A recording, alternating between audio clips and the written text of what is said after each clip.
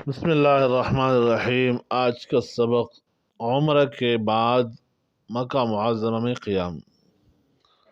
عمرہ کی تکمیل کے بعد تمتع والا حاجی حلال ہو جاتا ہے۔ اب مکہ معظمہ کے قیام کو غنیمت خیال کرے اور زیادہ سے زیادہ طواف، حرم میں نماز باجماعت، تلاوت، اذکار کا اہتمام رکھیں۔ یہاں ہر نیکی کا ثواب 1,00,000 گنا ملتا ہے۔ اگر چاہے تو اس درمیان زمانہ میں آپ نفل عمرے بھی کر سکتے ہیں۔ ایسی صورت میں حدود حرم سے باہر تنعیم یعنی مسجد عائشہ یا جیرانہ وغیرہ جا کر احرام باندھنا ہوگا۔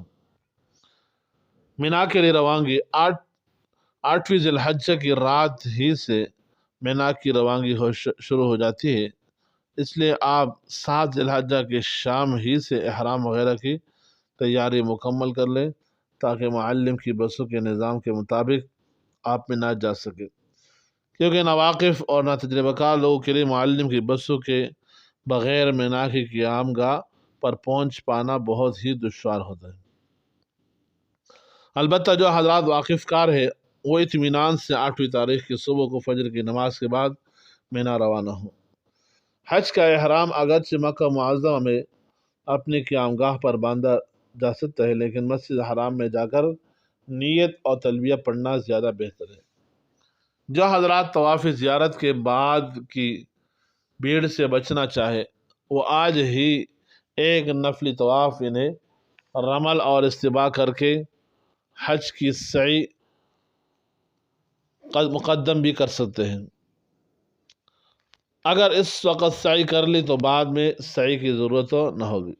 مینا میں جاتے وقت ایک جوڑا کپڑا، لوٹا، چٹائی، چھتری، پانی کا ترمس، کچھ کھانے کی خشک چیزیں، بسکٹ، نمکین وغیرہ جیسے ضروری سامان لے لے، زیادہ بوجھ نہ لے۔ مینا میں 8ویں تاریخ سے 9ویں تاریخ کی صبح تک مقیم رہ کر 5 نمازیں ادا کرنا مسنون ہے۔ مینا میں اب خیمے آگ پروف عمدہ بن گئے ہیں، جن میں کولر کا بھی انتظام ہے، مگر یہ سب یکساں معلوم ہوتے، اس لیے حجاج کرام اپنے خیمے کی پہچان اچھی طرح کر لے اور اپنے خیمے سے زیادہ دور نہ جائے، ورنہ گم ہو جانے کا کبھی اندیشہ ہے، اور اپنا تعارفی کارڈ ہر وقت ساتھ رکھے۔ خیموں میں مردوں اور عورتوں کا اختلاط نہ ہونے دے، بلکہ درمیان میں چادر ڈال کر دونوں کے حصے الگ کر دے، یہ بہت ضروری ہے۔ ذی الحجہ کی 9ویں تاریخ کو نماز فجر سے 13ویں تاریخ کی عصر تک ہر فرض نماز کے بعد مردوں کے لیے بآواز بلند اور عورتوں کے لیے آہستہ آواز 1 مرتبہ تکبیر تشریق، اللہ اکبر اللہ اکبر، لا الہ الا اللہ اللہ اکبر وللہ الحمد پڑھنا واجب ہے۔ عرفات کے میدان میں معلم کی بس سے رات ہی سے عرفات کے لے جانے شروع کر دیتے، لیکن سنت یہ ہے کہ فجر پڑھ کر عرفات کے لیے روانہ ہوں۔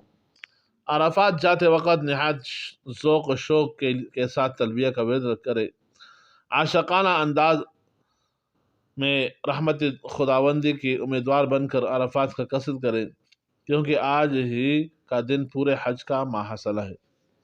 عرفات میں اگر اپنے جائے قیام کا پہلے سے پتہ لگا لیا جائے تو سہولت رہتی ہے، کیونکہ بسا اوقات معلم کی بسیں ٹریفک کی مجبوری کی وجہ سے اتنی دیر کر دیتی ہے کہ وقوف کا وقت بسوں میں بیٹھے بیٹھے ضائع ہونے لگتا ہے۔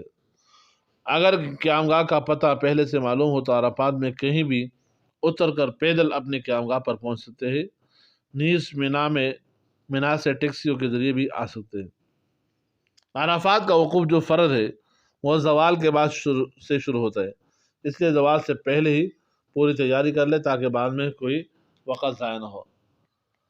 آج کے دن جو لوگ مسجد نمرہ میں امام عرفات کے پیچھے نماز پڑھے تو وہ ظہر اثر دونوں نماز ظہر کے وقت ادا کرے، مگر جو حضرات اپنے اپنے خیموں میں انفرادی یا اجتماعی نمازیں پڑھے ان کے لیے دونوں نمازیں اپنے اپنے وقت میں پڑھنی ضروری ہے۔ اگر وہ ظہر کے وقت میں عصر پڑھ لیں گے تو ان کا عصر ادا نہ ہوگی، اس لیے اس مسئلے کا خاص خیال رکھیں۔ معلوم ہوا آج کل امام عرفات نجد سے تشریف لاتے ہیں اور وہ مسافر رہتے اور عرفات میں ظہر عصر کی نماز قصر پڑھاتے، لہذا جو حجاج آج کے دن مسافر ہے وہ تو امام کے ساتھ ہی سلام پھیر دے، اور جو حجاج مقیم ہے وہ دونوں نماز میں امام کے ساتھ سلام پھیرنے کے بعد اپنی 2 رکعتیں پوری کر لے۔ غروب آفتاب تک عرفات میں قیام کرنا واجب ہے۔ وقوف عرفات کا پورا وقت دعا، ذکر، تلبیہ، دیگر عبادت میں گزارے۔ البتہ جو لوگ امام عرفات کے ساتھ جمع بین الصلاتین کر چکے وہ اب کوئی نماز نہ پڑھے، اور خیموں میں رہنے والے حضرات ظہر سے عصر تک درمیانی اوقات میں جتنے چاہے نمازیں پڑھ سکتے ہیں۔ غروب ہونے اور رات آنے کے باوجود عرفات میں مغرب کی نماز ادا نہیں کی جائے گی۔ اللہ تعالیٰ ہم سب کو حج بیت اللہ کی سعادت نصیب فرمائے۔ ادب، محبت، شوق کے ساتھ اللہم صلی علی محمد و بارک وسلم۔